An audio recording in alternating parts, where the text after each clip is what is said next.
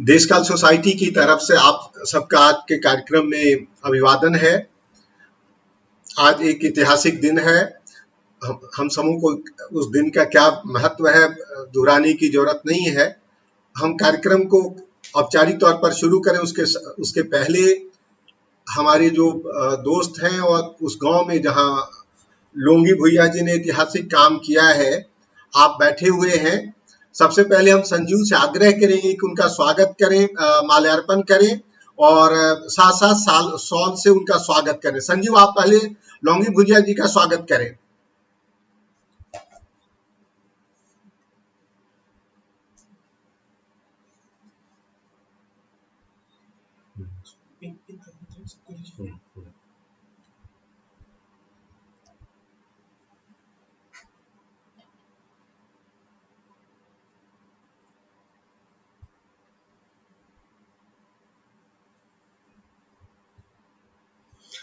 लौंगी भुजिया जी को माल्यार्पण करते हुए हम संजीव से आग्रह करें कि लौंगी भुजिया जी को आप सॉल से स्वागत करें।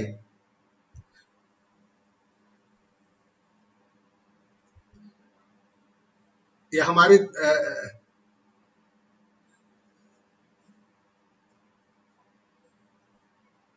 संजीव जो हमारे बिहार के समन्वयक हैं, वो लौंगी भुजिया जी को स्वागत करते हुए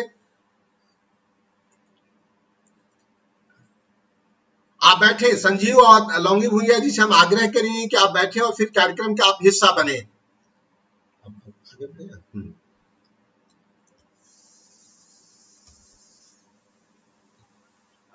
मित्रों, हमारे तीन जो पैनलिस्ट हैं, आप हैं, मैं उनका परिचय दूंगा और मुझे परिचय देने में थोड़ी भावनात्मक एक कठिनाई भी होगी, क्योंकि आप तीनों जो आज पैनलिस्ट हैं वो देशकाल सोसाइटी के एक स्तंभ भी है।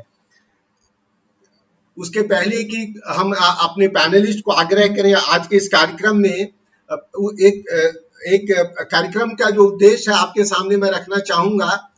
मुझे लगता है कि आप सब जो जुड़े हैं उसमें दोहराने की जरूरत नहीं है कि आज का दिन विशेष महत्व कैसे रखता है।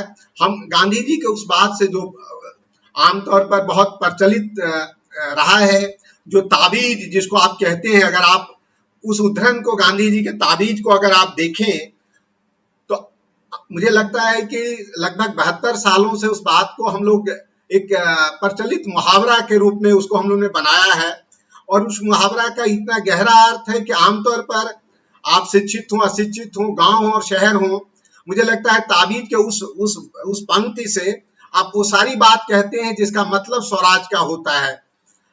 दोहराने की जरूरत नहीं है कि गांधी जी की यही खूबी थी कि बहुत सामान्य और सहज शब्दों में उस गहरे अर्थ को कह देते थे जो आमतौर पर बहुत दार्शनिक स्तर पर या वैचारिक स्तर पर कही जाती थी।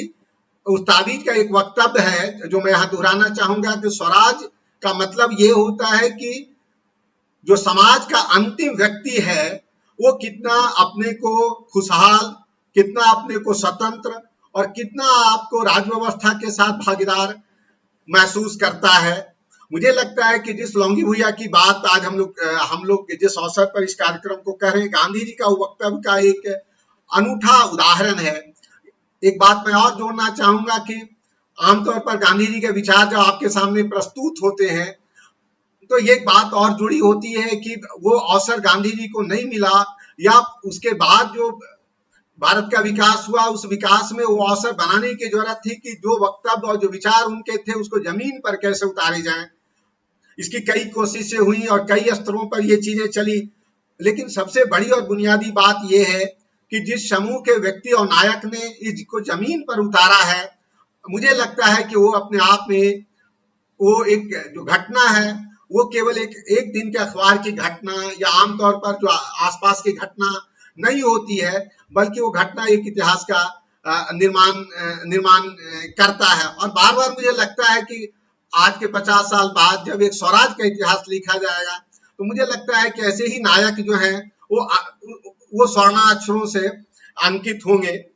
मैं इसलिए इस बात को कहना चाह रहा हूं कि जिस नायक की बात हमने कही उनकी पृष्ठभूमि आपके सामने है, लेकिन फिर भी दो बात मैं कहना चाहूंगा। एक कि आप खेतिहर मजदूर हैं और लगभग 20 साल 30 साल पहले इस जो सेंट्रल बिहार जिसको आप कहते हैं उसमें आमतौर पर एक बंधुआ मजदूर के रूप में रहे हैं। ये पहले भूइयां जाति में आते थे और मूसर जाति में आते हैं। और अभी अभी जो नई किताब आई उसका पूरा सार हम लोगों का रहा है कि आमतौर पर जब ऐसी जातियां में जो नायक आते हैं और ऐसी जातियां जो अपना ऐतिहासिक काम करते हैं उसके बाद भी हम उन्हें वो स्थान वो सम्मान देने के बजाय हम एक डेरोगेटरी रूप में ही इस बात को दोहराते हैं। ये जो डेरोगेटरी रूप है उसमें दो बात मैं जोड़ना चाहूंगा। एक कि केवल ये पॉपुलर परसेप्शन या कॉमन सेंस का मामला नहीं है, बल्कि 150 साल में जो लेखन हुआ है, जिस अगर आप भुइयां मूसर जाति के लेखन में जाएं तो 1872 में सबसे पहले ऑक्सफोर्ड के एक स्कॉलर ने लेखन किया और उस समय जो उनकी समझ थी और जिस तरह से आमतौर पर कम्युनिटी का अध्ययन होता था, उस अध्ययन में लिंग्विस्टिक डिस्कोर्स में उन्होंने एक आमतौर पर यह धारणा बना ली कि मुसैर का मतलब मूसा प्लस आहार होता है। और ये इतना वैचारिक लेखन में प्रचलित हुआ कि आप अगर किसी से शहर में मध्य वर्ग के बीच में पढ़े लिखे शिक्षित में अगर आप बात करें तो एक प्राइम आइडेंटिटी जिसको आप कहते हैं कि वो चूहा खाने वाली जाति बन जाती है।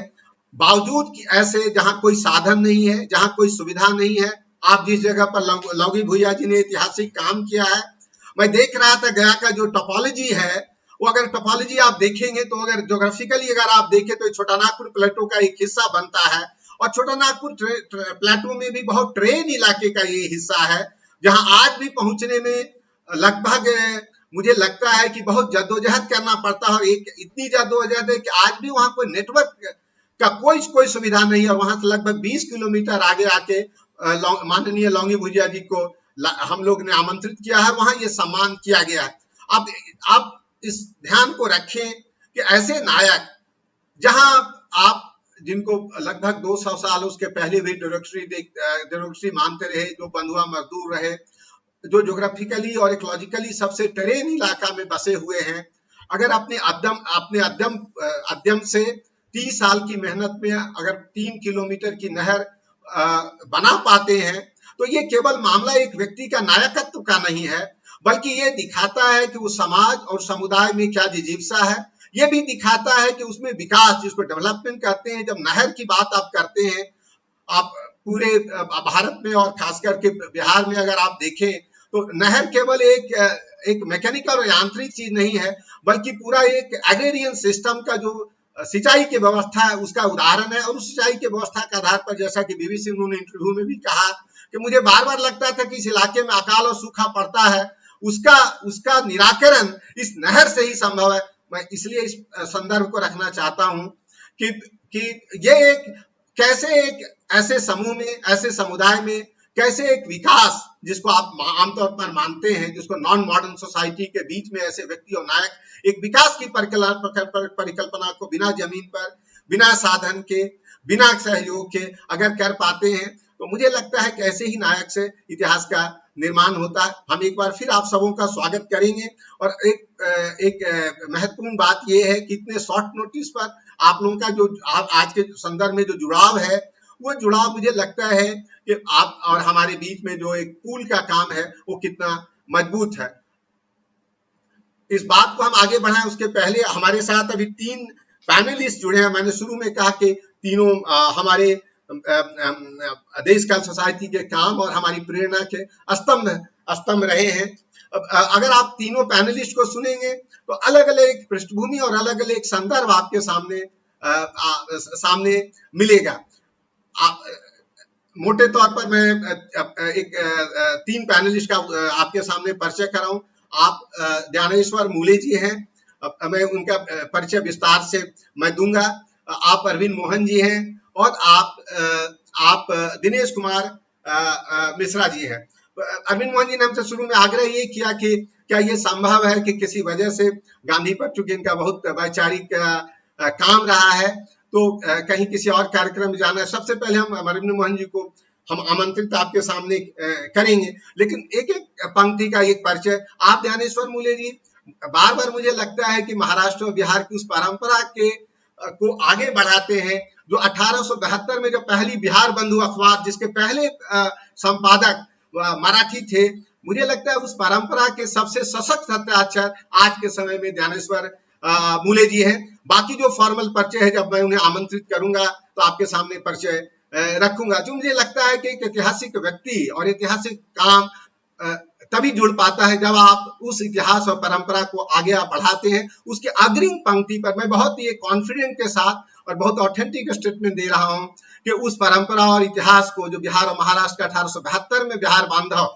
एक संदर्भ के साथ बिहार बंधु ने जो बना, उस परंपरा को आप आगे आज के समय में बढ़ा रहे हैं। हमारे जो पहले पैनलिस्ट हैं अरविंद मोहन जी, बार बार मुझे लगता है कि वर्तमान जो पत्रकारिता और जो विचार और लेखन है उसके सशक्त हस्ताक्षर हैं। इधर 5 सालों में जो गांधी पर उनका काम है वो एक मानक काम है। उसका 2 कारण रहा। एक तो आप चंपारण से आते हैं और जब भी आप इनके साथ बातचीत करें मैं बहुत चकित और अचंभित हो जाता हूं कि ऐसे अनूठा और जिसको आप कहते हैं कि अनडिस्कवर्ड फैक्ट आप रखते हैं गांधी के बारे में और एक संदर्भ के साथ रखते हैं जिसमें कि न केवल चकित करता है बल्कि बार बार लगता है इतिहास को एक पुनर्लेखन की एक जरूरत है। और बार बार जब इतिहास के पुनर्लेखन की जरूरत पड़ेगी तो अरविंद मोहन जी का जो 5 साल का गांधी पर काम है उसे आप याद करेंगे। पत्रकारिता के क्षेत्र में अगर आप देखें तो हिंदी भाषी का जो 30 साल से जो वैचारिक निर्माण हुआ है विचार के स्तर पर, उसमें सबसे सशक्त हस्ताक्षर अरविंद मोहन जी रहे। आप इसके पहले जनसत्ता, हिंदुस्तान और वर्तमान में स्वतंत्र पत्रकारिता और लेखन में है। एक बहुत छोटा परिचय कि आप जब बुनियाद देशकाल की 1995 में पढ़ी, उसकी नींव और ईंट अरविंद मोहन जी ने भी रखी थी और वर्तमान में आप देशकाल सोसाइटी के उपाध्यक्ष हैं। हम सबसे पहले जो उनका आग्रह था कि आप अगर आमंत्रित कर सके तो उस आग्रह को मानते हुए हम सबसे पहले अरविंद मोहन जी से आग्रह करेंगे कि आप अपने विचार को रखें। अरविंद मोहन जी अपने विचार को रखेंगे, लेकिन एक पर्टिकुलर सवाल हमने अरविंद मोहन जी से भेजा था और उस सवाल को फिर एक बार दोहराना चाहेंगे। बाकी सवालों को जिस तरह से वो आप रखना चाहें वो महत्वपूर्ण होगा कि आखिर ऐसा क्यों होता है, क्योंकि 30 साल 40 साल का मीडिया का उनका अनुभव और समझ है। बार बार मीडिया में ऐसी जब घटनाएं होती है तो ऐसा लगता है कि कोई एक हीरोइक काम है, कोई रॉबिन हुड का काम है। क्यों नहीं मीडिया उस घटना को समुदाय के साथ, उस घटना को समुदाय की जिजीविका के साथ और उसमें जो एक भविष्य दृष्टि उस घटना में दिखती है उसके साथ जोड़ पाने में प्राय विफल हो जाती है। एक सवाल है, लेकिन मुझे लगता है कि अपने फ्रेमवर्क में और अपने नैरेटिव में अरविंद मोहन जी ने अपना विचार बनाया होगा।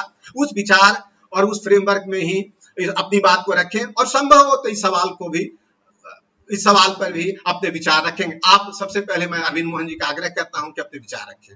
मैं मानता हूं कि ये समाज का एक काम है और हमारे समाज के जो लोग भी बड़े हैं, जिनकी चिंता बड़ी है, जिनके पास कंसर्न बड़े हैं, जो समाज के आगे पीछे की बात सोचते हैं, वो इस तरह से कंट्रीब्यूट करने में आगे आते हैं और उनकी जो भी क्षमता है जिंदगी भर की बचत भी लगा सकते हैं और जीवन का एक लंबा पीरियड। इसी नहर की जो कहानी आ रही है, अभी लौंगी भूमिया जी बैठे हुए हैं तो मैं पढ़ी हुई कहानी भर करके ये करूंगा कि 25-30 साल से उनके दिमाग में ये काम था और इसको कर रहे थे। और 3 किलोमीटर कोई साधारण दूरी नहीं होती है।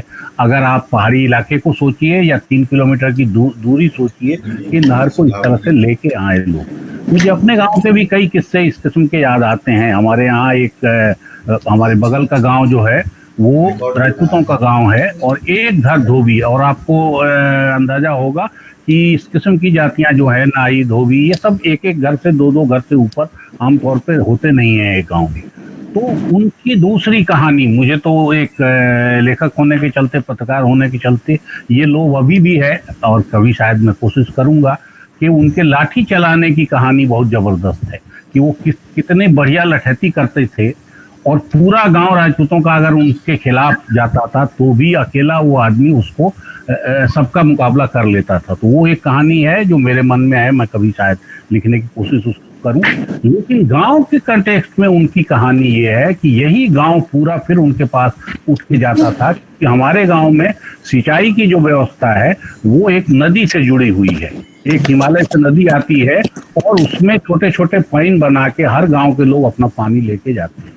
तो नदी में बीच में बांध गांव भर के लोग जुड़ के, 2-3 गांव के लोग जुड़ के बांधते हैं, और जब पानी भरता है तो वो इन नहरों से, इन पाइनों से निकल के खेतों तक जाता है। तो लेकिन दिक्कत ये होती है कि वही नदी 50 गांवों से आती है, तो नदी हमारे पहले बांध ली जाती है, हमारे बाद वाला तरसता रहता है। तो इस झगड़े में उनके लाठी का उपयोग किस किस्म से होता था, और वो किस तरह से जाके फिर अपने गांव के लिए नदी लेके आते थे, और 4-5 गांव के लोग मिलके उनको क्या लेते थे और क्या वायदा करते थे, ये कहानी है। लेकिन सबसे आखिरी विकल्प वो होते थे कि जब पानी गांव में नहीं आ रहा है और सारी खेती तबाह है, और नदी का पानी आने से सिर्फ खेती नहीं होती है, लोगों के इस्तेमाल, पशुओं के इस्तेमाल, फिर उसके बाद पेड़ पौधे सबका इस्तेमाल उस पानी से, और गर्मियों में आग लगने पे बचाव का इस्तेमाल अगर वो पानी ना आए तो इसलिए पानी की जरूरत गाँव में उस समय बहुत ज्यादा होती है। और उस समय तारनहार गांव के वही होते थे, और बार बार, जबकि उनकी कोई खेती वेती क्या उनके किस्से नहीं है, बहुत 1-आध एकड़ भी खेती शायद उनके पास नहीं थी, लेकिन किस तरह से वो इतना मजबूत हुए थे, तो वो कहानी अलग है जो सुनाने वाली है। लेकिन उससे ज्यादा महत्वपूर्ण बात यह है कि हर मौके पे उनको भी मालूम रहता था, वो नखरे करते थे कि मुझे 4 नहीं, इस बार 5 लबनी तारी चाहिए, और हमको 1 बैलगाड़ी की जगह 1.5 बैलगाड़ी धान चाहिए। जब धान होता था तो सीजन में उनको लोग देते थे, तो ये सब वो उनका चलता था। लेकिन आखिर में वो जाके हर बार, और ऐसे भी किस्से हैं कि जिस बार गांव के लोगों ने कहा कि तुमको देने लायक अभी कुछ नहीं है और आगे भी पता नहीं क्या होगा, लेकिन ये जरूरत है, तो वो उठ जाके और ये काम करते थे। तो इस तरह से समाज चलता है, और इस समाज के संचालन में मैं ये मानता हूँ कि हम जिनको गिनते हैं कि वो जाति में उनकी गिनती नीचे है, और ये सिर्फ पार्टिसिपेशन का भाव नहीं है। कई दफे, जैसे पिछली दफे जब बुक डिस्कशन था, इस बात की चर्चा में मैंने संजय को कहा कि हमको थोड़ी पढ़ाई करनी चाहिए, ये मुसहरों को लेके अगर पढ़ाई हो रही है तो ये भी कि इस डेमोक्रेटिक सिस्टम ने, जो पंचायत का चुनाव है उससे लेके पार्लियामेंट तक के चुनाव ने उनको किस किस्म से हिस्सेदारी दी है, या वो किस किस्म से हिस्सेदारी क्यों करते हैं, वो अपना ऑर्गेनाइज करके, बिखर के, क्या करके वो करते हैं, वो देखना चाहिए। और मुझे लगता है कि इससे भी थोड़ी ताकत उनकी बढ़ी है और उनकी ताकत मिली है। लेकिन जो लौंगी भुइयां का काम है, जो इस किस्म के काम सिर्फ ये ताकत का हिस्सा नहीं है, ये समाज के प्रति उनकी अपनी जिम्मेवारी का भाव है, ये उनकी समझदारी का भाव है, ये उनके व्यक्तिगत दमखम का भी सवाल है। ये सिर्फ ये नहीं है कि ये संकल्प अरविंद मोहन कर लें तो कल को जाके ऐसा फावड़ा उठा के कहीं कुछ काम कर लेंगे, ये हमारे बस का नहीं है। तो ये तीनों चारों चीजें जब मिलेंगी तब जाके कोई लौंगी भुइयां होगा, और तब जाके इस किस्म की नहर बनेगी और इस नहर का काम होगा। तो इस चीज को याद करने की जरूरत है, इस चीज को सैल्यूट करने की जरूरत है। और मीडिया अगर ये गलती कर रहा है और समाज के लोग ये गलती कर रहे हैं, तो उसकी वजह ये है कि अपनी परंपराओं से हम कटते जा रहे हैं, और एक सेकंड का, एक क्षण का, एक बाइट पे सारी पत्रकारिता को ले आना है। तो उसमें ये सूट करता है कि आप नहर दिखा दीजिए, आप पहाड़ कटा हुआ दिखा दीजिए, आप एक लड़की की साइकिल पर उसके पिता को जाते दिखा दीजिए, और फिर उसके बाद जो भाषण मन हो। और फिर ये नेताओं को सूट करता है जिनका अब बाकी जुड़ाव खत्म हो गया, उनको ये सूट करता है कि तुरंत गए, एक माला पहना दिया, एक कोई पैसा पकड़ा दिया, एक कोई सामान पकड़ा दिया, और फिर फोटो खिंचा लिया। मुझे लगता है कि लौंगी भुइयां जी की जितनी तस्वीरें आई हैं उसमें एक ट्रैक्टर किसी कंपनी का है, उस ट्रैक्टर की तस्वीर उनसे ज्यादा खूबसूरत और बड़ी दिखाई दे रही है, और उसको मान लीजिए 10 लाख 8 लाख का ट्रैक्टर देने में कोई दिक्कत खास नहीं हुई होगी, क्योंकि विज्ञापन का उनका जो बजट है। तो ये असल में मामला सिर्फ मीडिया का नहीं है, ये सारे ग्रुप्स का है जिनको इस तरह की चीजें सूट करती हैं। उनको समाज की इस ताकत को अंडरलाइन करने में, समझने में, उसके प्रति रिस्पेक्ट रखने में, उनको मुसहर का मतलब एकदम ट्रेडिशनल एक बना बनाया हिसाब है, वही है मुसहर समाज हमारे अपने पूरे समाज का कितना महत्वपूर्ण हिस्सा है, क्या क्या योगदान करता है और कितने कष्ट से योगदान करता है, कितनी मुश्किलें उठा के वो अपना जीवन चलाता है, और फिर किन चीज़ों के सहारे रहता है, कैसे चलता है, उसकी समझदारी नहीं है। तो सोसाइटी में गैर बराबरी की लड़ाई जो है वो इससे हम भुला जाते हैं। जैसे इस तरह के वाइट जर्नलिज्म की तरफ और इस तरह के फोटो वाली नेतागिरी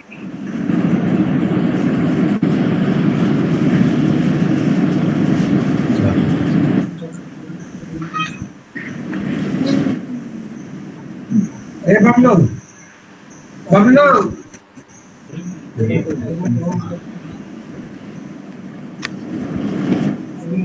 ठीक है चलिए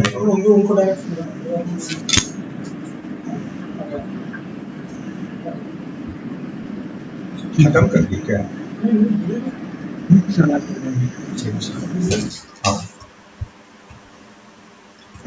कवर नहीं ना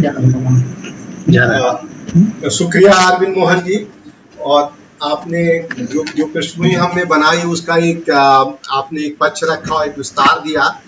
आपकी बात को ध्यान में रखते हुए मुझे अभी तो नई किताब हम लोग की मार्जिनलाइज्ड सेल्फ, ये story of tale of community जो आई है, उसका एक किताब का जो सेंट्रल पॉइंट है हम आपके सामने रखना चाहेंगे।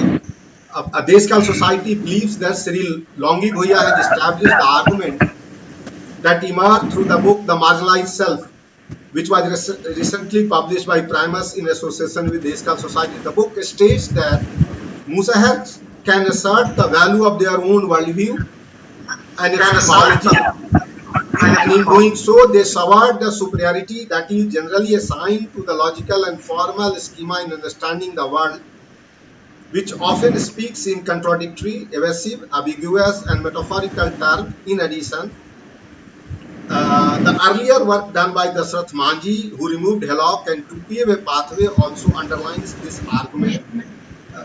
मैं बार बार इस बात को आज की बातचीत में रेखांकित करना चाहता हूं कि इस तरह के कार्यक्रम का देशकाल का एक यह भी उद्देश्य है कि इस तरह के समुदाय को, इस तरह के काम को हम एक राइट पर्सपेक्टिव में कैसे समझें।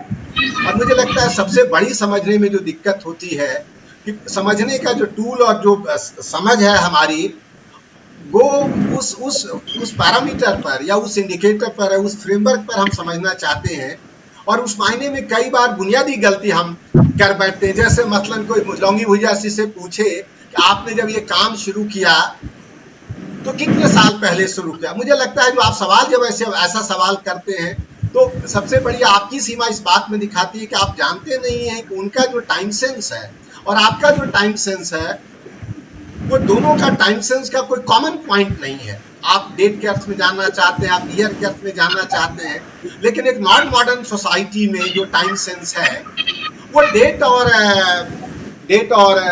ईयर के अर्थ में आप नहीं होता है। इसी ढंग से एक बड़ा पॉपुलर उदाहरण मैंने रखा, लेकिन अगर आप देखें तो आमतौर पर ऐसे सवाल हम लेके जाते हैं और उसमें हम उनको समझने में और उस पर रिपोर्ट करने में और फिर उसको राइट पर्सपेक्टिव में रखने में हम बुनियादी तौर पर भूल कर देते हैं।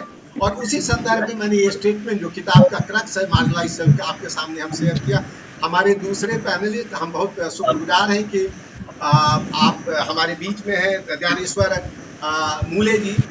चूंकि आमतौर पर हम लोगों ने निमंत्रण भेजा, नाम छोटा रखने के लिए डीएन मूले रखा, लेकिन मुझे लगता है जब हम ज्ञानेश्वर मूले जी कहते हैं तो वो बात जो इनके व्यक्तित्व और काम है वो नाम भी उसको प्रकट करता है। इसलिए हम ज्ञानेश्वर मूले जी आपके सामने रखना चाहते हैं। फॉर्मल अगर मैं आपका परिचय दूं तो अभी 5 साल पहले आप न्यूयॉर्क में इंडिया के काउंसलर जनरल आप थे, IFS सर्विस में रहे आप।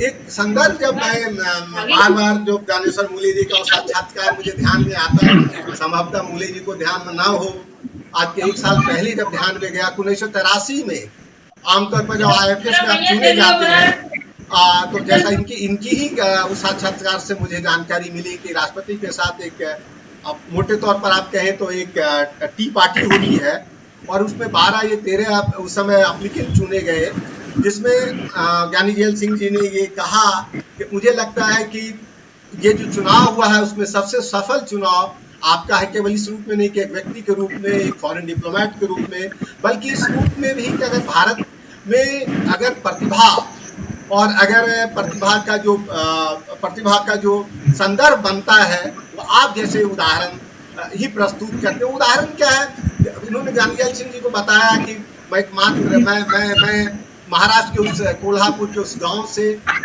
मराठी मीडियम में मैं चुन के आया हूं, और बाकी जितने IFS में चुनाव हुए थे वो सब अंग्रेजी इंग्लिश मीडियम की बात है। मैं जानता हूं कि संदर्भ नहीं, लेकिन इस पर बात की जाती है, लंबी बात की जा सकती है, लेकिन ये संदर्भ इस रूप में बनता है कि जिस कमिटमेंट 1983 उसके पहले जीवन में इन्होंने लिया, मैं अचंभित होता हूं कि आज भी जीवन के इस मोड़ पर आप उसको निभा रहे हैं। लेकिन दो परिचय और मैं आपका देना चाहूंगा। एक जो आप इनसे मैं सीखता हूं और जानने की कोशिश करता हूं, आप बहुभाषी हैं। मुझे लगता है अपने बीच में जितने उदाहरणों को मैं देखता हूं उसमें सबसे सफल उदाहरण आप बहुभाषी का। मैंने पिछली बातचीत मुलाकात जब 10 दिन पहले हुई, मैंने पूछा कि मैं आपसे जान सकता हूं कितनी भाषाओं की, तो बड़ी विनम्रता के साथ कहा कि 6 भाषाओं को तो मैं धारा प्रवाह बोल सकता हूं, लेकिन 3-4 भाषाओं पर मेरा सामान्य तौर पर मैं बात को रख सकता हूं। और जैसे मैंने शुरू में कहा, उस बात को फिर मैं एक बात दोहराना चाहूंगा कि इनकी जो रचना है और जो लेखन है, साहित्य में कविता है, उपन्यास है, आत्मकथा है, डायरी है, इन सब के बीच इनकी सबसे बड़ी चिंता और सरोकार ये होता है कि कैसे ये भारत के भाषाओं में लोगों तक पहुंचे। और इस कारण सारी रचनाएं मैं देखता हूं एक साथ अगर मराठी में आती है तो उसी समानांतर हिंदी में आती है। और इसीलिए मैंने कहा कि 1872 में जो परंपरा बिहार में बनाई थी और बिहार और महाराष्ट्र एक साथ जो जुड़ पाए थे, उसका आज अगर मैं पूरे भारत के संदर्भ में देखता हूँ तो उसका सबसे सफल और सशक्त उदाहरण आप ज्ञानेश्वर मिलेंगे। हमसे आप आग्रह करेंगे। वर्तमान में मैंने एक छोटा सा परिचय छोड़ दिया, बहुत छोटा है जो इनके पूरे व्यक्तित्व के लिए, कि आप मेंबर हैं नेशनल ह्यूमन राइट कमीशन के संप्रति। हम ज्ञानेश्वर मूल्य से आग्रह करेंगे कि आप अपने विचार को आप रखें। धन्यवाद संजय जी, बहुत बहुत धन्यवाद। सबसे पहले मैं लौंगी भूइया जी का स्वागत करता हूं, उनका अभिनंदन करता हूं और उनके सम्मान में मैं अपना माथा जो है झुकाता हूं। मेरे लिए ये बहुत सम्मान की बात है कि आज 2 अक्टूबर के इस पावन दिन पर एक तरह से कि महात्मा गांधी जी और हमारे भूतपूर्व प्रधानमंत्री, सुनाई दे रहा है ना? हाँ बिल्कुल, जी जी जी जी, ओके। तो सुन रहे हैं। भूतपूर्व प्रधानमंत्री शास्त्री जी का जन्मदिवस है आज, तो इस बहुत अच्छे अवसर पर आपने लौंगी भूइया जी का जो सत्कार समारोह, सम्मान समारोह आयोजित किया है, मैं देशकाल के संजय जी को भी बहुत बहुत कृतज्ञता व्यक्त करता हूँ। आज के जो वक्ता है, अभी अरविंद मोहन जी की बातचीत सुनी मैंने गौर से। इसके बाद बिहार के मंत्री नीरज कुमार जो है PR डिपार्टमेंट संभालते हैं, वो भी शायद आएंगे, और दिनेश कुमार मिश्रा जी जो दूसरे यहाँ के वक्ता और बहुत बड़े अभ्यासक है, उनका भी भाषण यहाँ पर प्रस्तुत है। तो मुझे लगता है कि आज सिर्फ गांधी जी के जन्मदिवस की पार्श्वभूमि नहीं है, आज यहाँ पर हाथरस की भी पार्श्वभूमि है। और इस संदर्भ में विशेष प्रतीकात्मक इसलिए है कि एक व्यक्ति 30 साल 5 किलोमीटर का की नहर जो 3 फीट जो है जिसकी डेप्थ है, जो 3000 लोगों को प्रवाहित करती है। मैं समझता हूँ कि नहर जो है प्रतीकात्मक है, जीवन को प्रवाहित करने वाली जो प्रेरणाएं हैं उसका प्रतीक है। तो मुझे लगता है कि हमारे समाज के गुड बैड अगली जो तीनों चीजें हैं, बातें हैं, उसका एक प्रतीक मुझे इनके कार्य में दिखता है। वे खुद एक प्रेरणा का स्रोत है, ये बात अपनी जगह है। और दूसरा है समाज किस तरह से इस दूसरी बात जो है मार्जिनलाइज सेल्फ की बात की है संजय जी ने। देशकाल की इस शीर्षक का किताब भी है, और उस किताब में बहुत अच्छे से ये समझा गया है कि समाज में कभी भी एक नैरेटिव नहीं चलेगा, नहीं चलता है, और ना ही भारत में जिसको हम विविधता में एकता, एको हम बहुश्याम कहा गया है। तो जिसको हम विविधता एकता मानते हैं, उसमें तो एक नैरेटिव कभी चलेगा ही नहीं। लेकिन हर नैरेटिव को महत्व देना, उसको समझना बहुत जरूरी है। अगर हम नहीं समझेंगे तो हम कुछ नहीं कर पाएंगे। अगर हम नहीं समझेंगे कि इस देश में जाति व्यवस्था आज भी बरकरार है, जाति व्यवस्था के ऊपर शोषण होता है, मानवीय मूल्यों का, मानवीय अधिकारों का हनन होता है, अगर ये हम अब समझ नहीं पाए तो हम नहीं समझेंगे कि किस तरह से संविधान में दिए हुए जो प्रोविजंस है उसका इस्तेमाल इन सब कम्युनिटीज़ की प्रगति के लिए हो सकता है। और अभी आपने मुसहर शब्द के बारे में भी बता दिया, उसका उगम और विकास और लोगों के मन में उसने जो एक इमेज, प्रतिमा पैदा कर दी है समाज के बारे में, वो एक तरह से कितनी निगेटिव है कि आहार, भाषा, बोली भाषा, लोक व्यवहार, परिधान, इसके ऊपर हम किसी भी समाज को या समूह को जो है उसकी उपेक्षा नहीं कर सकते। हालांकि डेमोक्रेसी में मुझे लगता है सबसे बड़ी अगर कोई बात है तो कोई एग्जिस्टेंस की बात है, जो बुद्ध से लेके गांधी तक सभी ने कही है। लेकिन इस पूरे को एग्जिस्टेंस के कंसेप्ट पे ही जब हमला होता है तो नैरेटिव जो है दब जाते हैं। संवाद का समाज में पूरा, अब आज के समाज की क्या त्रासदी, आज के समाज की त्रासदी अगर कोई है तो संवाद के अभाव की त्रासदी है। और मुझे लगता है जब समाज में संवाद खत्म होता है तो नए प्रवाह, नए कनाल, नए नहर नहीं बनते। फिर हम जो है एक किसी स्टैग्नेंट तालाब की तरफ, जो रुके हुए तालाब की तरफ हम लोग जो है अपने ही बू से परेशान हो जाएंगे। और कभी कभी मुझे लगता है कि क्या हम 70 सालों के बावजूद उसी रास्ते पे चल रहे हैं कि कुछ तरक्की भी हो रही है। हाँ, शहर बढ़ रहे हैं, इमारतें बढ़ रही है, हर एक के हाथ में मोबाइल आ रहा है, लेकिन क्या हम श्रम मूल्य जिसको बोलते हैं, वैल्यू ऑफ मैनुअल लेबर, इसको पूरी तरह से भूल चुके हैं।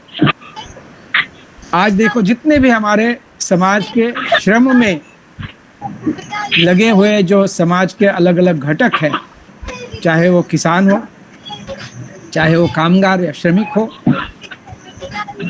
चाहे वो पिछड़ी जनजातियां हैं और जो जिनमें बहुत सारी जो है बेरोजगारी है वो समाज हो, जो भी सो कॉल्ड निचले दर्जे का काम करते हैं ऐसे लोग हो, उनकी आप आज भी सैलरी देखिए, उनका स्टैंडर्ड ऑफ लिविंग या जीवन शैली देखिए, उसमें आपको लगेगा कि हम लोगों ने अपने बीच बहुत बड़े फैसले बना दिए। ये तो सब जानते हैं कि अमीर और गरीब का, और ये मैं नहीं कहता हूँ, अर्थशास्त्री कहते हैं कि अमीरी और गरीबी में जो अंतर था वो अंतर बढ़ता ही जा रहा है, कम नहीं हो रहा।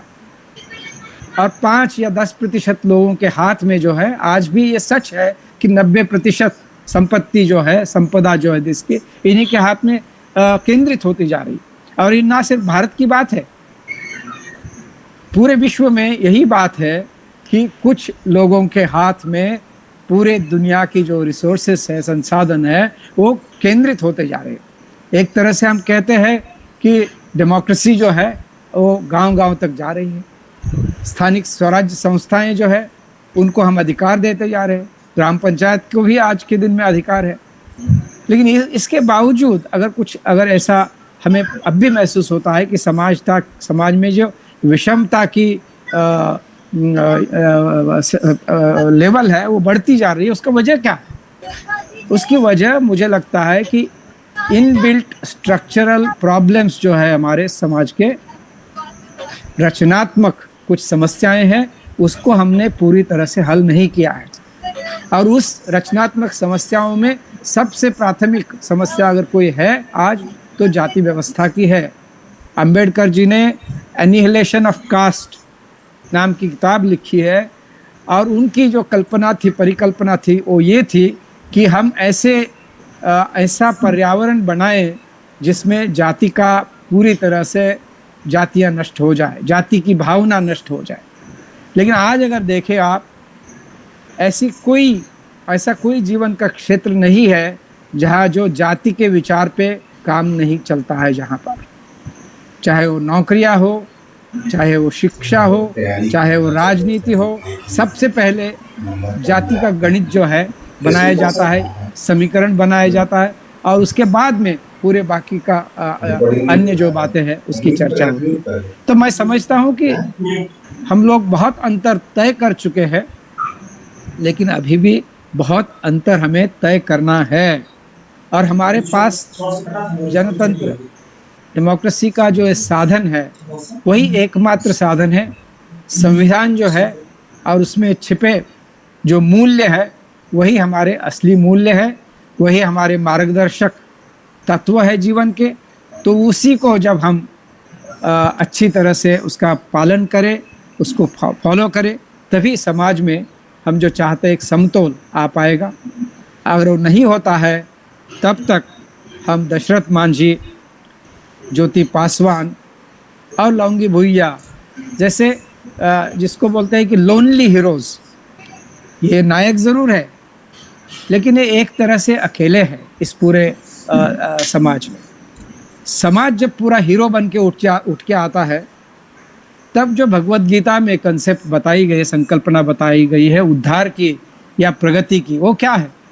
उद्धरेद आत्मनात्मानम नात्मानम नावसादे आत्मनो बंधुरात्मनम आत्मैव रिपुरात्मना। जब पूरा समाज इकट्ठा होके उद्धार की तरफ बढ़ता है, प्रगति की तरफ बढ़ता है, तभी असली रूप से प्रगति होती है, डेवलपमेंट होती है, विकास होता है।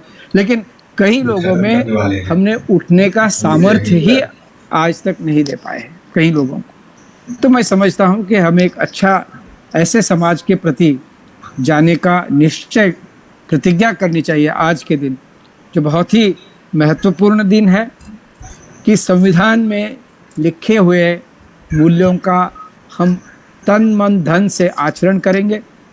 उसमें जो सामाजिक, राजनीतिक और आर्थिक न्याय का जो प्रबंधन है उसके लिए हम कार्य करेंगे। और समाज जो है पूरी तरह से जिसको विधायक काम, विधायक का मतलब है कंस्ट्रक्टिव काम, जो कंस्ट्रक्टिव काम करने वाले जो लोग हैं उनको उसी वक्त पहचानना चाहिए जिस वक्त वो काम शुरू कर देते हैं। आप जानते हैं कि सबसे बड़ी समस्या अगर कोई है मानी जाती है आज दुनिया में, वो लीडरशिप क्राइसिस मानी जाती है। और लीडरशिप क्राइसिस का एक फंडामेंटल जो रिक्वायरमेंट आज के दिन में है वो ये है कि जो भी नेता है वो humanity as one unit, humanity को सिंगल यूनिट में कंसिडर करे और पूरे अपने जीवन के तत्व जो है, जीवन का मार्ग जो है, वो ह्यूमैनिटेरियन प्रिंसिपल पे बना के आगे चले। लेकिन क्या ये हम आज देख पाते हैं? मेरे ख्याल से इस मामले में आज भी हम बहुत पीछे हैं। और मैं समझता हूँ कि लौंगी भुइया जी का कार्य है उसको स्कूलों में पढ़ाया जाना चाहिए। बिहार में ज़रूर पढ़ाया जाना चाहिए, लेकिन पूरे भारत में पढ़ाया जाना चाहिए, विश्व के सिलेबस में भी हो जाना चाहिए। ऐसे व्यक्ति हैं जिनको अन्य सम्मानों से भी सम्मानित करना चाहिए, जैसे कि पद्मा अवार्ड है, पद्मा पुरस्कार है, ऐसे अवार्ड से भी सम्मान करना चाहिए। और इनका उदाहरण जो है सबको देना ज़रूरी है। उनसे हमारे बच्चे प्रेरणा लेंगे, उनसे हमारे भविष्य को देश में बनाने वाले युवा प्रेरणा लेंगे। और मैं समझता हूँ कि मैं आज आप सबके सामने यही इच्छा कामना व्यक्त करता हूँ कि लौंगी भुइया जी को बहुत लंबी आयु मिले, दीर्घायु मिले, वे और उनके परिवार जो है उनको उनके जीवन में खुशहाली हो, चाहे वो ट्रैक्टर से आ जाए, चाहे कोई पुरस्कारों से आ जाए। लेकिन अच्छा होगा अगर वो है और उनके आसपास का उनका पूरा जो गांव है वो सुजलाम सुफलाम होए और सब लोग सही मायने में सर्वे भवन्तु सुखिना बोलते हैं, सब लोग सुख से रहे, चैन से रहे, उनको आरोग्य अच्छा रहे, उनका स्वास्थ्य अच्छा रहे। आज के दिन पे मैं यही कामना करता हूँ। आज के इस कार्यक्रम के आयोजन के लिए संजय कुमार जी को मैं बहुत बहुत बधाई देता हूँ। और ऐसे ही देशकाल के कार्य से मैं पूरा परिचित हूँ। उनका कार्य बहुत ही अच्छी तरीके से राष्ट्रीय अंतर्राष्ट्रीय दर्जे का उनका काम है। उसके लिए मैं शुभकामनाएं देता हूँ।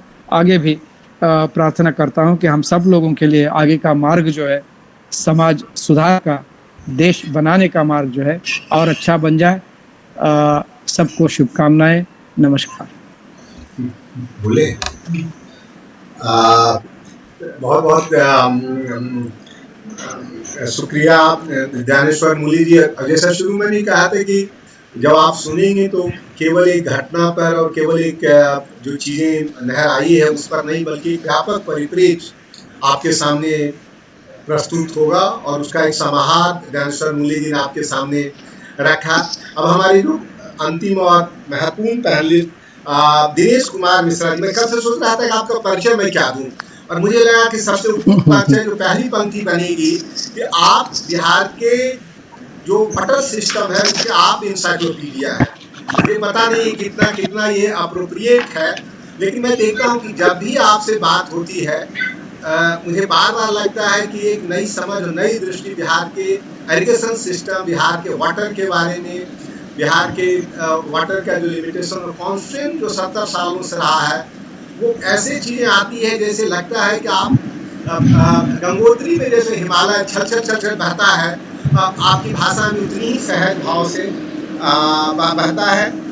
आप कभी IIT में थे, लेकिन इन्होंने बहुत पहले 40 साल पहले जीवन की शुरुआत में इन्होंने IIT की सीमा को समझी कि IIT उस भाव को और उस टेक्नोलॉजी को हम नहीं उतार सकते हैं जो टेक्नोलॉजी को लौंगी भुइया जी हों या आप ऐसे जो नायक हैं और ऐसे समुदाय हैं उनके लिए जरूरत है। जहाँ जिस इलाके से ये बात की जा रही है उसमें ये जोड़ना बहुत जरूरी है कि आज नहीं बल्कि लगभग 1000 साल पहले से पूरा जो पैडी कल्टीवेशन का जो इरिगेशन सिस्टम है उसका आधार, पैडी कल्टीवेशन का जो सिस्टम है उसका आधार इरिगेशन रहा है।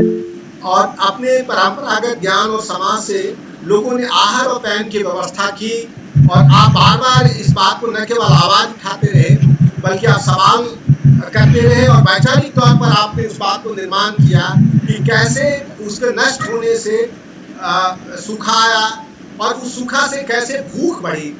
आपका काम, जैसा मैंने शुरू कहा, केवल जल का काम नहीं है बल्कि एग्रीकल्चर सिस्टम से जुड़ा हुआ है। और एग्रीकल्चर सिस्टम अगर आप बिहार भारत में कहीं कहते हैं तो वह भूख से जुड़ा हुआ है। वर्तमान में आप 75-76 साल के आप हैं और वर्तमान में जब इस कार्यक्रम के बारे में बात हुई तो एक काव्ययी रचना आप कर रहे हैं जिसमें कि 70 साल में बिहार में पानी की जो समस्याएं रही, नहर की जो समस्याएं रही, उसकी जो सीमाएं रही, उसका लेखन में आप जब से कुछ एक सन्यासी की तरह, ऋषि की तरह आप लगे हैं।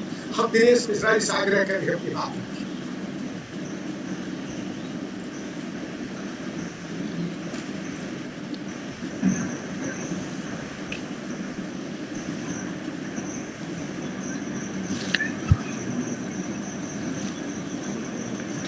बहुत धन्यवाद संजय जी, आपने कुछ ज़्यादा ही कह दिया। पहली बात तो मैं आपको धन्यवाद देता हूं कि आपने मुझे इस कार्यक्रम के लिए आमंत्रित किया और पिछले 2 महानुभावों की बातचीत सुनने को मिली। आपसे तो कभी कभी बात होती रहती है, लेकिन यहाँ जो आज जो ख़ासकर कार्यक्रम है उसमें मुझे शामिल होकर के बहुत अच्छा लग रहा है। मैंने थोड़ा बहुत, मैं कभी गया तो ज़रूर गया हूँ, लेकिन इनके गांव नहीं गया, इनसे कभी मुलाकात नहीं हुई लौंगी भुइया जी से, लेकिन गज़ब काम किया है, गज़ब का काम किया है उन्होंने। हमारे यहाँ एक शेर कहते हैं कि वो फैज़ अहमद फैज़ ने लिखा था कि उन्हीं के फैज़ से बाज़ार अक्ल रोशन है जो गाह गाह जनून अख्तियार करते रहे। तो जो लोग इस तरह का दीवानापन अख्तियार कर लेते हैं वही बहुत कुछ कर जाते हैं। बाकी लोग तो अपने काम में लगे हुए हैं, परिवार है, घर है, समाज है, वो सब लगे हुए हैं, लेकिन उससे हट करके एक ज़िद पर काम करना कि अगर किसी ने छेड़ दिया कि ये काम तुमसे नहीं होगा तो वही उनका चैलेंज होता है कि यही काम मैं आपको करके दिखाऊंगा। मैं समझता हूँ कि जो लोग लौंगी भैया जी से बात करते हैं उनसे पूछें कि भाई आपको चोट कब लगी, किसने आपसे कहा था कि ये काम तुमसे नहीं होगा, और जब नहीं होगा तो उन्होंने करके दिखा दिया, है ना। इंजीनियरिंग टर्म्स में देखें, अगर हम लोग तो 3 किलोमीटर की कैनाल या 3 मील की कैनाल बनाई उन्होंने 5x5 के सेक्शन का, तो उसको तो मतलब वो माइनर इरिगेशन में भी उसका शुमार नहीं होगा, लेकिन भावनात्मक तौर पर इतना ज़बरदस्त काम हुआ कि पानी दिखाई पड़ता है और हमारे खेत सूखते हैं, और उस आदमी में ये जज्बा पैदा होता है कि वहाँ से उठा करके पानी को किसी तरह से ले करके आएगा। वो ये भी कर सकते थे कि 4 आदमी के पैर पड़ते कि भाई यहाँ से पंप लगा दो तो मेरे गांव की तरफ चला जाएगा, लेकिन नहीं, वो भी नहीं किया, खुद खोदा, और शायद इसलिए कहा कि मुझे आपकी किसी भी मेहरबानी की, किसी भी चीज़ की ज़रूरत नहीं है, मेरी ज़रूरत जो है उसको पूरा करने का जिम्मा मैं लेता हूँ, गांव मेरा है, खेत मेरे हैं, वहाँ तक मैं पानी पहुँचाऊँगा। और इस प्रोसेस में हमको ठीक है, लेकिन वो काम करके दिखा दिया जो आज सब लोग बैठ करके देखने के लिए आते हैं, BBC आता है उनके यहाँ देखने के लिए कि क्या किया है उन्होंने। तो वो एक आगे चल करके मिसाल बनेगी, दशरथ माझी ने जो किया वो भी एक मिसाल बनेगी। तो ऐसे ऐसे लोग जो कि साधनहीन थे, पूरी तरह से साधनहीन थे, और पूरी तरह से तकनीक से और वो क्या काम करने जा रहे हैं उससे पूरी तरह से नावाकिफ थे, उनको कुछ पता ही नहीं था कि वो क्या करने जा रहे हैं और इसमें कितना श्रम और कितना समय लगेगा। लेकिन एक दफ़े कुदाल या फावड़ा उठा लिया तो फिर वापस नहीं लौटे, उनको हमेशा वही चिड़िया की आंख दिखाई पड़ती रही और कुछ उन्होंने देखा नहीं। जो कुछ साधारण जीवन के बिताने के लिए उनको जो कुछ भी श्रम करना हो, परिवार के लिए जो करना हो वो तो किया, लेकिन उसके आगे और कुछ नहीं देखा हो, और एक असंभव सी चीज़ करके उन्होंने दिखा दी, जिसको देखने के लिए हम लोग यहाँ इकट्ठे हुए हैं। मैं समझता हूँ कि हम लोग तो जो बैठे हुए हैं शायद हम लोग इन चीज़ों में रुचि लेते हैं, ऐसे लोगों को प्रोत्साहित करते हैं, लेकिन ये काम बहुत से ऐसे लोगों को आईना दिखाने का है कि देखो ये काम हम बिना तुम्हारी मदद के या बिना किसी की मदद के अपने दम पर कर लेते हैं। तो ये एक बहुत बड़ी उपलब्धि है और मैं उनका अभिनंदन करता हूँ। मैं कभी गांव जाऊँगा, मिलूँगा उनसे, और ये एक बड़ा प्रोत्साहन का काम उन्होंने किया जिससे कि आगे की पीढ़ी के लोग इससे प्रोत्साहित हों और किसी भी तरह से आश्रित होने की भूमिका से बाहर निकले। जिसका दायित्व है अगर वो नहीं निभाता है तो हम अपने दम पर कर लेंगे और उसके बाद हम आपसे समझ लेंगे, है ना। ये काम उन्होंने किया और ये बहुत ही स्तुत्य काम किया है। मुझे याद आता है मेरे साथ खड़गपुर में एक विद्यार्थी पढ़ता था, तो वो BSc किया हुआ था और B.Ed किया हुआ था, स्कूल में टीचर था। तो एक बार प्रिंसिपल से किसी बात पर झगड़ा हो गया और प्रिंसिपल साहब ने कहा कि देखो तुम इसी तरह से ज़िंदगी भर चाक घिसोगे और कुछ काम नहीं कर सकते, ज़िंदगी भर चाक घिसोगे। ये बात उसको चोट लग गई कहीं ना कहीं, ये आदमी मुझे ज़िंदगी भर चाक घिसने को कहता है। तो वो बताते थे कि पलट के जवाब दिया कि साहब आप तो प्रिंसिपल हो गए और 1-2 साल में रिटायर हो जाएंगे, आपने ज़िंदगी भर चौक घिस लिया, तो वो आप मत सोचिए कि मैं भी ज़िंदगी भर चौक घिसूँगा। और वो उन्होंने अपनी नौकरी से इस्तीफ़ा दिया और चले आए और उन्होंने फिर IIT की तैयारी की और वहाँ दाखिल हो गए, पहुँच आ गए ज़बरदस्त, क्योंकि उनको चोट लगी थी और उन्हें कुछ करके दिखाना था, उन्हें ज़िंदगी भर चौक नहीं घिसना था, अपने प्रिंसिपल को बताना था कि वो कुछ करेंगे और करके दिखाएंगे। तब वो खड़गपुर पहुँचते हैं IIT में, और वहाँ जितने लोग थे वो इनका जो शक्ल थी तो एकदम ग्रामीण की थी, लगता ही नहीं था कि वो बार बार उनको परिचय देना पड़ता था कि मैं यहाँ स्टूडेंट होकर के आया हूँ, कोई माल सप्लाई करने के लिए नहीं आया, या मैं वार्ड बॉय नहीं हूँ, ये सारा कुछ उनको बताना पड़ता था। लेकिन वो एक चीज़ बड़े सम्मान के साथ कहते थे कि देखो मैं तो उस गांव के स्कूल से पढ़ कर के आया जहां पहली बार हमने 9वीं क्लास में पहुंच करके रेलगाड़ी देखी थी, और ये जो तुम लोग आए हो ना यहाँ कन्वेंट स्कूल से पढ़ करके और इधर उधर से, तो एक बात याद रखना कि मेरी वजह से तुम्हारा एक कन्वेंट वाला लड़का यहाँ नहीं आ पाया, अगर मैं नहीं होता तो शायद उसमें से एक आदमी यहाँ आ जाता भर्ती होकर के। तो मैं यहाँ वही स्थापित करने के लिए आया हूँ कि अगर करने पर कोई आ जाए तो उससे पीछे नहीं हटेगा, वो करके देखेगा और उसके बाद फिर वो अच्छी खासी नौकरियाँ की, अफसर बने वगैरह सब कुछ हुआ। लेकिन एक चोट लगने से किसी ने कह दिया कि ये असंभव है और उन्होंने संभव करके दिखा दिया उसको। मैं समझता हूँ कि आप लोग जाने के पहले ज़रूर लौंगी जी से पूछेंगे कि भाई किसने तुमसे कहा था कि ये काम तुम नहीं कर पाओगे, जिससे कि आपको इतना उत्साह बढ़ा कि ये काम आप करके दिखाएंगे। आज उनके गांव में पानी जाएगा, आज वो जानते हैं कि उनको पानी की कब ज़रूरत पड़ती है। हमारी जो शिक्षा व्यवस्था है ना, बड़ी विचित्र है। हमारे यहाँ ग्रामीणों से पूछिए किसी से तो बोलते हैं कि रोहिणी नक्षत्र का पानी जो है ना सबसे अच्छा होता है, तभी हम लोग खेत बोना शुरू करते हैं, उसमें बीज डालना शुरू करते हैं। धान का जहाँ तक सवाल है, आर्द्रा आ जाती है नक्षत्र तो उसमें हम रोपनी करते हैं। और सबसे अच्छा पानी हमको चाहिए हथिया नक्षत्र का या चित्रा और स्वाति। हथिया अगर नहीं बरसा तो चित्रा स्वाति में भी बरस जाएगा तो चले जाएगा। सवाल उठता है कि हमारे जो विद्यार्थी लोग हैं जो इंजीनियरिंग पढ़ कर के आते हैं, उनमें से कितनों को रोहिणी, हथिया और चित्रा, स्वाति और आर्द्रा का महत्व पता है कि वो क्या होता है? ये वो लोग नहीं समझते।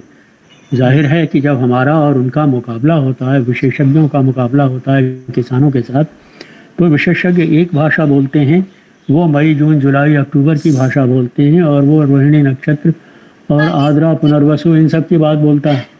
तो इसकी भाषा न तो विशेषज्ञ समझते हैं, न विशेषज्ञ की भाषा किसान समझता है। उन दोनों के बीच में डायलॉग हो ही नहीं सकता है, वो नहीं होता है। और ये वार्ता जो होती है दोनों के बीच में राजनीतिज्ञ के माध्यम से होती है। राजनीतिज्ञ क्योंकि स्थानीय होता है तो उनकी भी भाषा समझता है और अपनी भी भाषा जो लोगों को समझाना चाहता है वो भी समझाता है, वो कर लेता है। लेकिन जो हमारे इंजीनियरिंग तबका है, इंजीनियरिंग तबके का मिसाल मैं इसलिए दे रहा हूँ कि ये जो नहर खोदी गई है, एक इंजीनियरिंग का ही तो काम हुआ ना, कि वहाँ से उन्होंने नहर खोदना शुरू किया। और अगर हमारे पेशे के लोग उस काम को करते तो जहाँ जो पहाड़ के नीचे जो तालाब बन गया था जिसका कि पानी इनको दिखाई पड़ता था लौंगी जी को, वहाँ का मिनिमम लेवल देखते, फिर उसके बाद लेवल लेकर के जाते अपने खेत का लेवल देखते, तब ये फैसला करते कि वहाँ पानी पहुँचेगा या नहीं पहुँचेगा, और तब उसका सर्वे होता और तब पता लगता कि कितनी सेक्शन की, कितने क्रॉस सेक्शन की नहर बनेगी और कहाँ कहाँ कितना पानी, कितना मिट्टी या पत्थर काटना पड़ेगा। तब उसके बाद ये प्रोजेक्ट बनता। हो सकता है शुरू शुरू में कोई कह दे कि ये संभव नहीं है, तो एक दफ़े अगर इंजीनियर साहब कह देंगे कि ये संभव नहीं है तो असंभव हो जाएगा, फिर तो उसको कोई टालने वाला नहीं है। जब भी प्रस्ताव में जाएगा तब भी यही होगा कि अरे फलाने समय तो रिजेक्ट हो गया था ना, मारो गोली, इसको कौन करने जाता है। तो जो मारो गोली वाला हिसाब किताब है उसको तो इन्होंने हल कर दिया। कैसे किया होगा पता नहीं, कैसे उनको पता लगा होगा कि उनके गांव में पानी आएगा वहाँ से।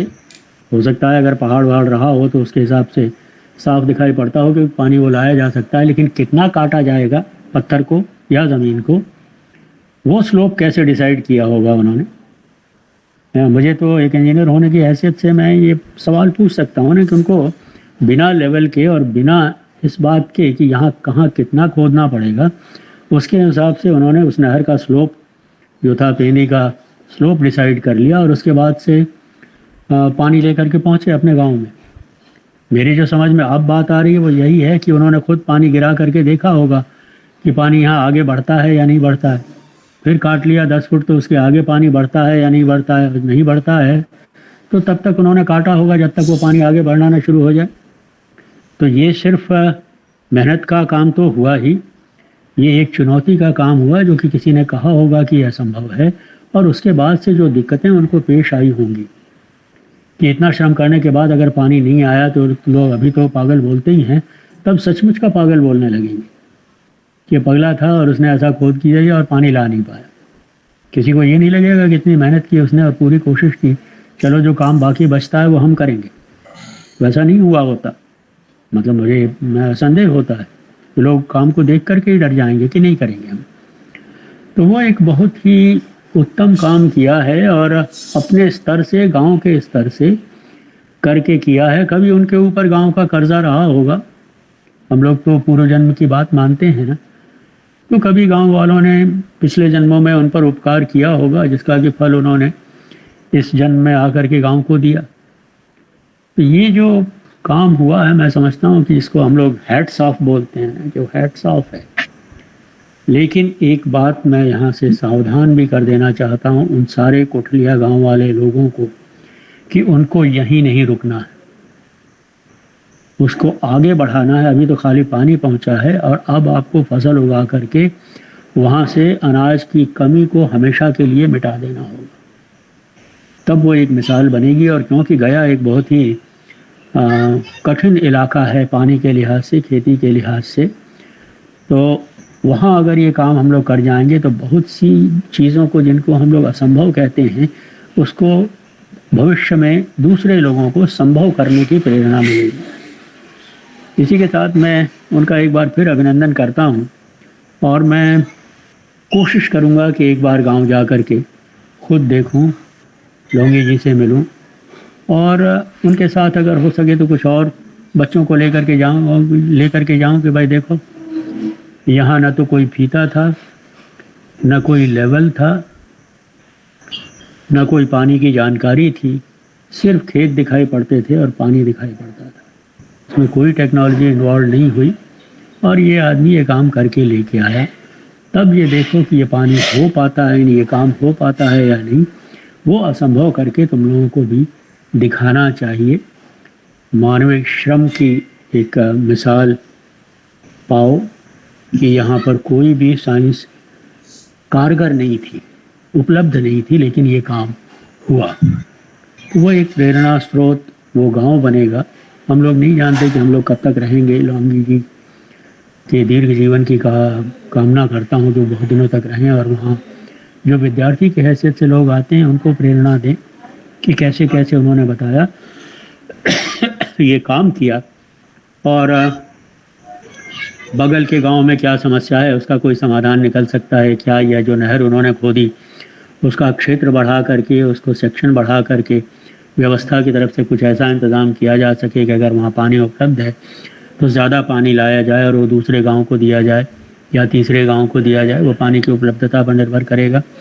फिर अगर एक ही खरीफ की फसल हो पाती है तो ठीक है, नहीं तो रबी के लिए जो नमी चाहिए उतनी भी व्यवस्था हो जाती है तो रबी का काफ़ी काम चल जाता है, बाकी लोग अपने साधनों से करेंगे। तो मैं फिर एक बार नमन करता हूँ, उनकी प्रशंसा में मेरा सर झुकता है कि उन्होंने बहुत बड़ा काम किया और ये प्रेरणा का काम किया। और उनके काम को जितना ज़्यादा हम लोग आगे प्रचार प्रसार कर पाएँ और बच्चों के साथ कर पाएँ, क्योंकि वही भविष्य है और वही यहाँ से शिक्षा लेंगे। जिसका समय बीत चुका वो कुछ नहीं कर पाएगा, वो तो नाती पोते ही खिलाएगा, लेकिन बच्चे जिनके सामने पूरा जीवन पड़ा हुआ है वो अगर इस चीज़ को देखेंगे, इस काम को देखेंगे, तो समाज का और देश का बहुत भला होगा। इतना कह करके मैं आप लोगों से आज्ञा लेता हूँ और एक बार धन्यवाद फिर देता हूँ कि आप लोगों ने मुझे ऐसे अवसर पर याद किया और उनसे मिलने का एक बहाना तैयार किया मेरे लिए। मैं कभी गया ज़रूर आऊँगा। बहुत धन्यवाद, नमस्कार।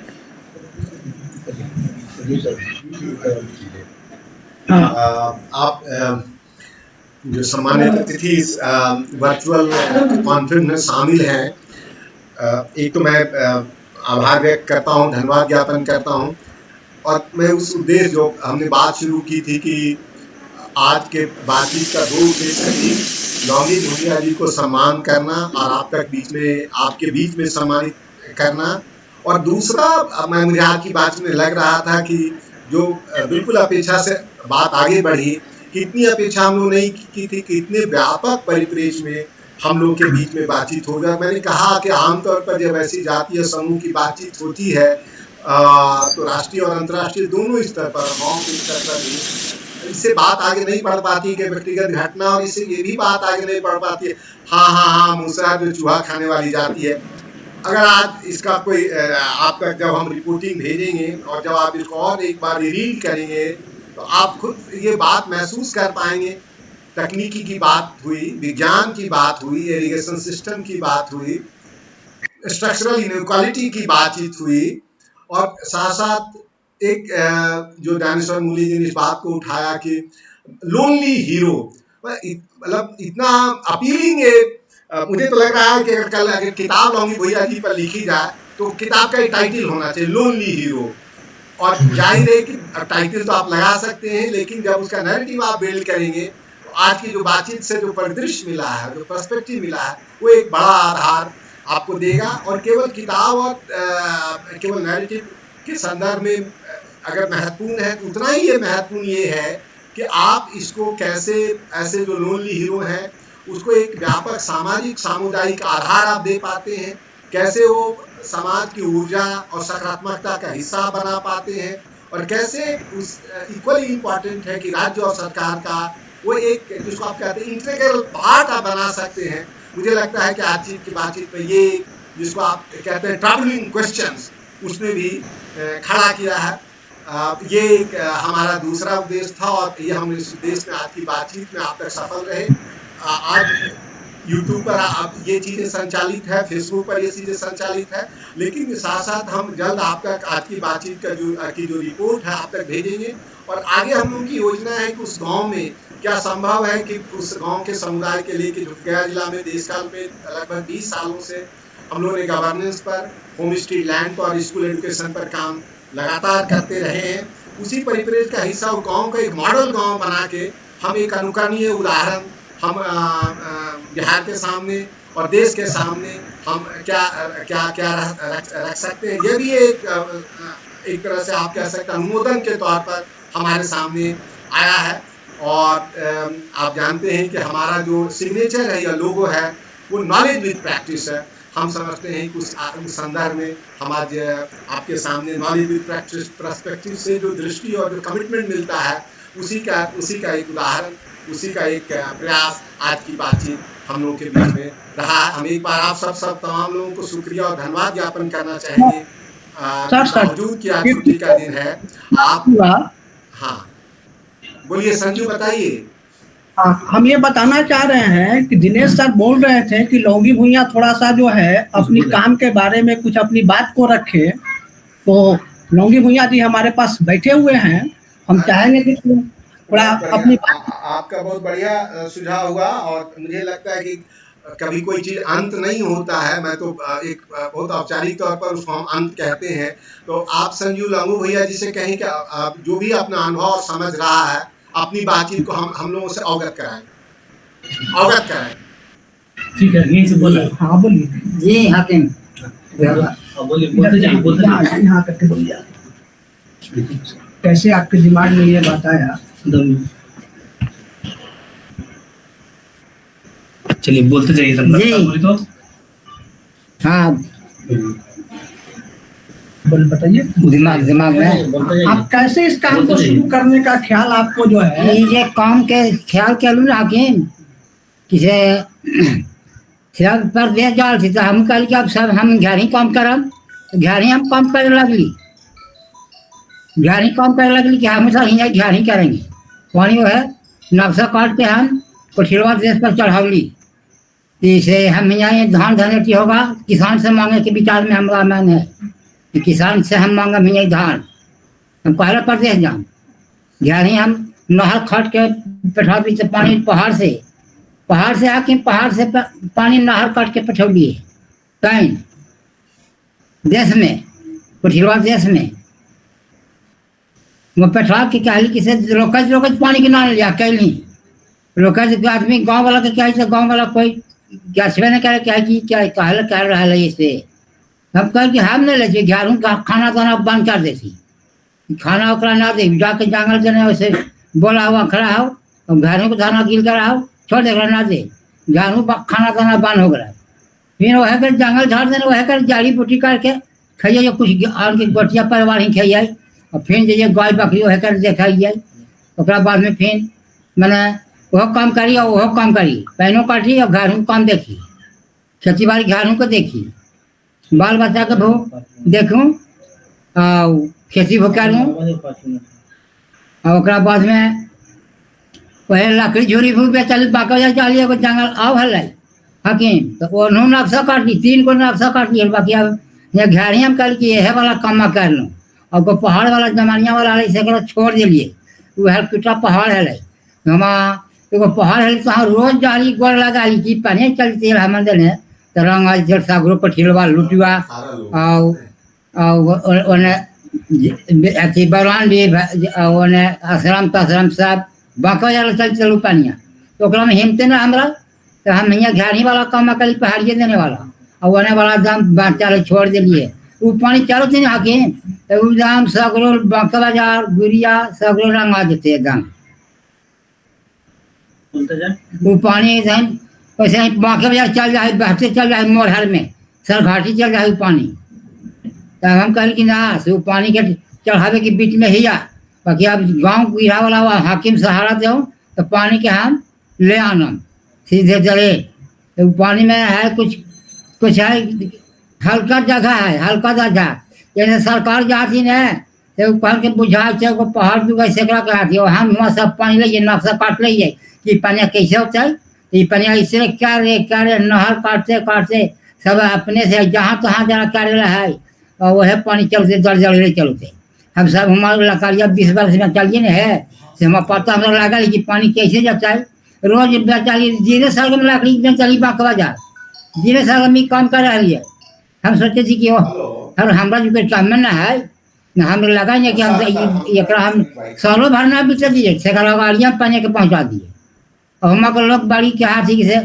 5 वर्ष में होता है 10 वर्ष में होता है हम काम करना चाहिए 10 वर्ष हम सोचे थी कि आज लोग काम भेड़िया परसों सर हमारे काम फटते हो जाए फिर हाकिम क्या है हाकिम काम हो गलो वो हमारा बुद्धि है कि हमारा उतना पामले ना हवा कोई सहारा देगा हमारे तब मैंने पामर हो जाती तो हो जाते वो पानी चलते कोठिलवा पर चढ़ जाती पानी लौंगी भैया जी आप बताए जी कि सबको जाता था बाहर कमाने के लिए अच्छा और आप जो है ये सोचे कि अगर जो है हम बाहर नहीं कमाने जाएंगे नहीं जान हम पानी को जो है घर तक के लाएंगे ताकि जो है यही लोग खेती बाड़ी से जुड़ेगा और अपना जो है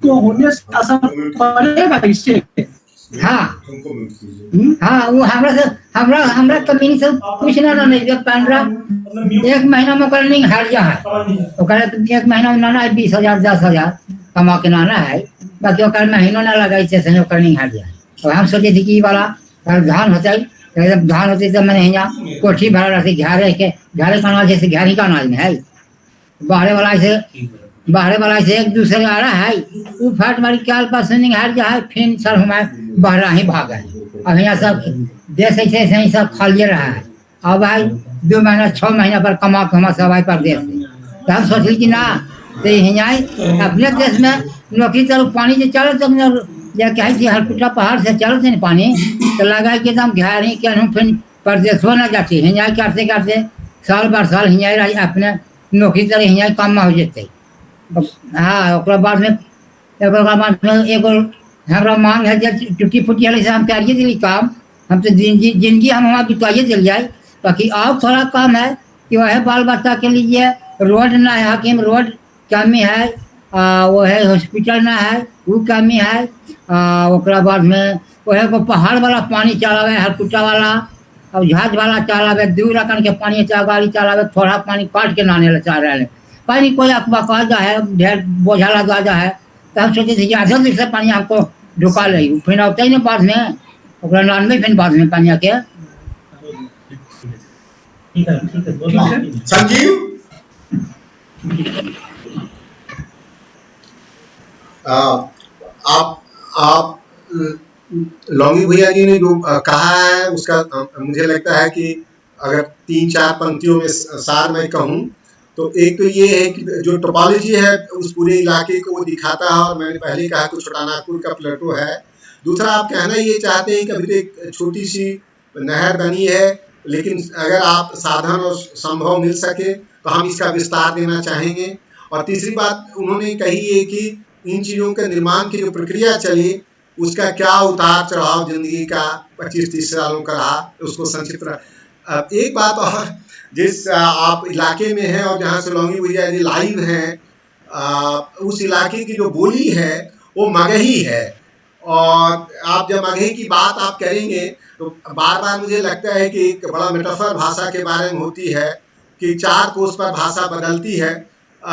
उसमें मैं देख रहा था कि गया जिला कहिया मगही, जहाँ से आप लौंगी भैया जी लाइव हो रहे थे, बिल्कुल अलग है वो मगही जो औरंगाबाद या जो गया का वो इलाका जो नवादा से सटता है, या वो इलाका जो पटना जिला से सटता है। आमतौर पर जो मगध है, मगध का जो विस्तार रहा है वो मगही भाषा रही है।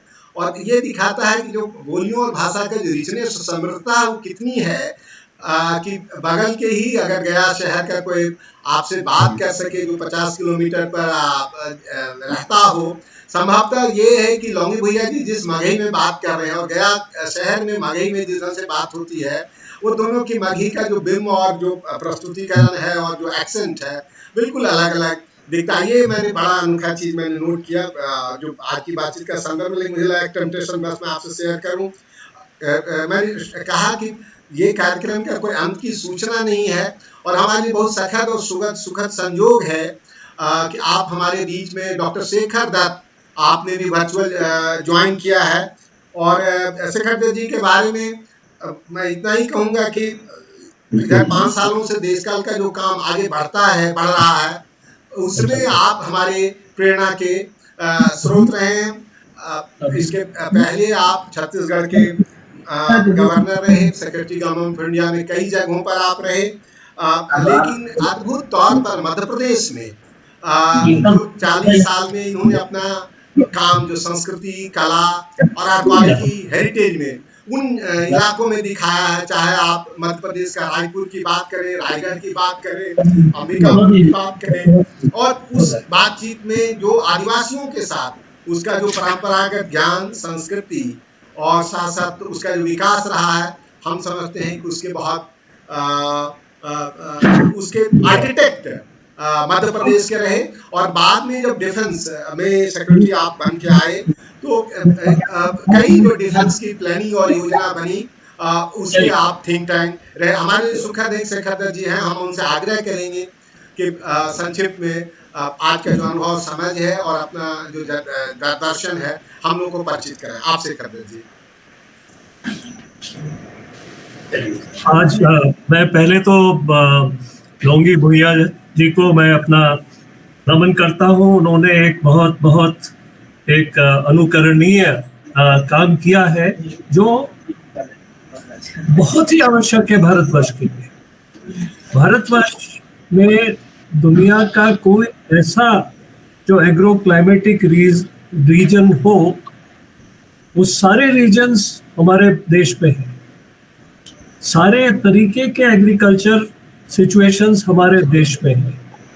Dry land farming, marginal area farming, very broken area farming जिसे वेस्टलैंड कहते हैं, लेकिन हर एक जगह पे मनुष्य, आप सुन पा रहे हैं हमारी बात? क्यों सुन पा रहे हैं हमारी बात? तो हमारे देश में पूरा सारे विश्व के जितने भी geo climatic and agro climatic regions है, वो उसका हमारे देश में एरियाज में है। तो हमारे देश में एक तरफ इरिगेटेड लैंड है और दूसरे तरफ बहुत ही मार्जिनल लैंड्स है, जिसपे कि इरिगेशन केवल साल में जब बारिश होती है उस समय पे होता है। ऐसे भी जगह जहाँ 5 साल बाद एक बार बारिश होती है, लेकिन जीवन यापन वहाँ पे करते हैं, चाहे वो लाहौल एंड स्पीति हो हिमालय में, चाहे वो बस्तर एरिया हो, धार झाबुआ हो, या छोटा नागपुर हो, या राजस्थान हो। मेरा ये मानना है कि दिग्दर्शक व्यक्ति जिस प्रकार से लौंगी भुइया ने किया कि किस तरीके से पहाड़ में पानी को एकत्रित करके उसको फिर लेकर के वो फील्ड तक ले गए। ये इस एक दिखाता है कि मार्जिनल एरियाज में इरिगेशन थोड़ा सा पानी पहुंचाए और उससे एकदम से अलग किस्म की खेती शुरू हो जाती है।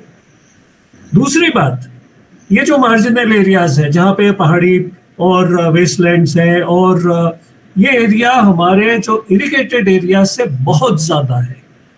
कहने का मतलब है कि इरिगेटेड एरिया या जो इरिगेबल एरिया है वो करीब 50 मिलियन हेक्टेयर से ज़्यादा नहीं है, लेकिन हमारा 200 मिलियन हेक्टेयर जो है जिसपे लोग रह रहे हैं वहाँ पे इरिगेशन हो नहीं सकता, क्योंकि वो उबड़ खाबड़ है और वहाँ पे आमतौर पर जो लोकल मेथड्स है उसी से इरिगेशन होता है, वहीं से खेती होती है।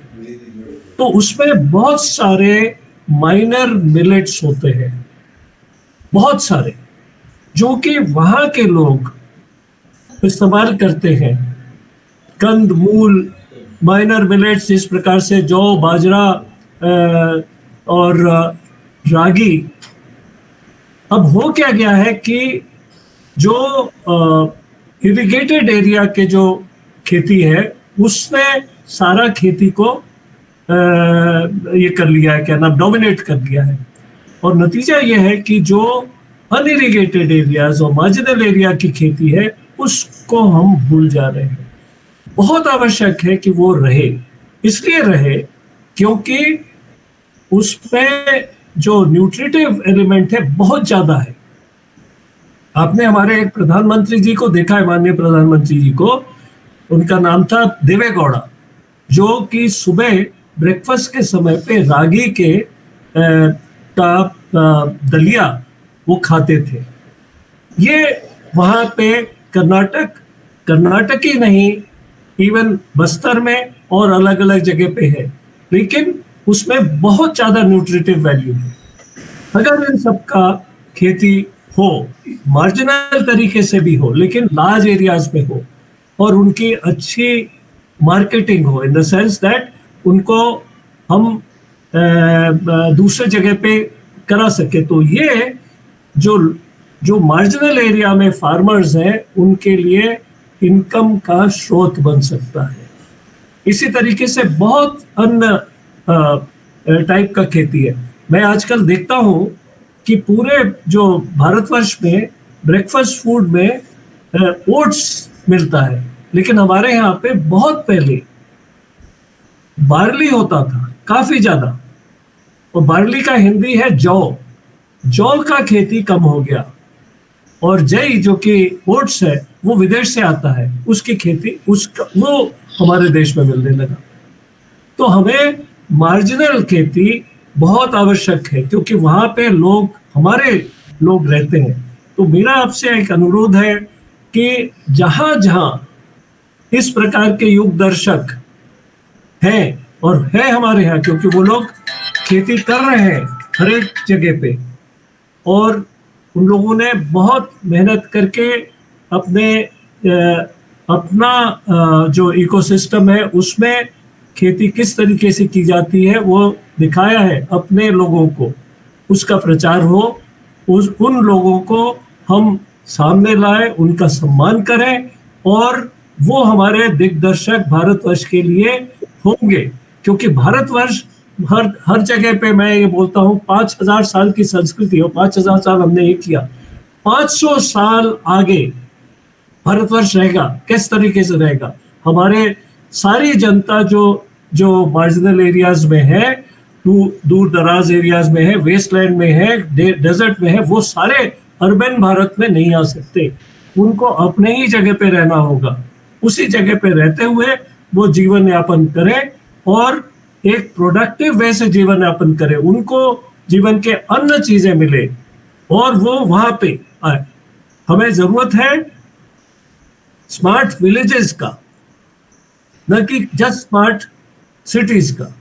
और हमें अर्बन एरिया में जो भी सुख संपदा और जो वहाँ की जो फैसिलिटीज है वो हमें विलेजेस में आनी चाहिए। हमारे ग्राम के लोग ग्राम में ही रह करके और ये मार्जिनल एरियाज में रह करके हमारे ट्राइबल्स, हमारे ऐसे भी ट्राइबल्स हैं जो कि जिन्हें स्पेशली वल्नरेबल ग्रुप्स कहा जाता है, उनको भी, उनकी भी जो तरीके हैं खेती का, उनको हमको प्रोत्साहन करना है और जर्म प्लाज्म रखना है। जो डॉक्टर स्वामीनाथन जिन्होंने हमारा ग्रीन रेवोल्यूशन किया था, उन्होंने अपना उसमें अपने बल पर एक पूरा जर्म प्लाज्म एक सेंटर बनाया है, जिसमें कि छोटे छोटे जो इस तरीके के जो खेती के तरीके हैं और खेती उस के जो अन्न है उनका जर्म प्लाज्म उन्होंने उसमें रखा है, क्योंकि भारतवर्ष को 5000 साल आगे जाना है और आगे भी हम लोगों का इस संपदा को जीवित रखना है।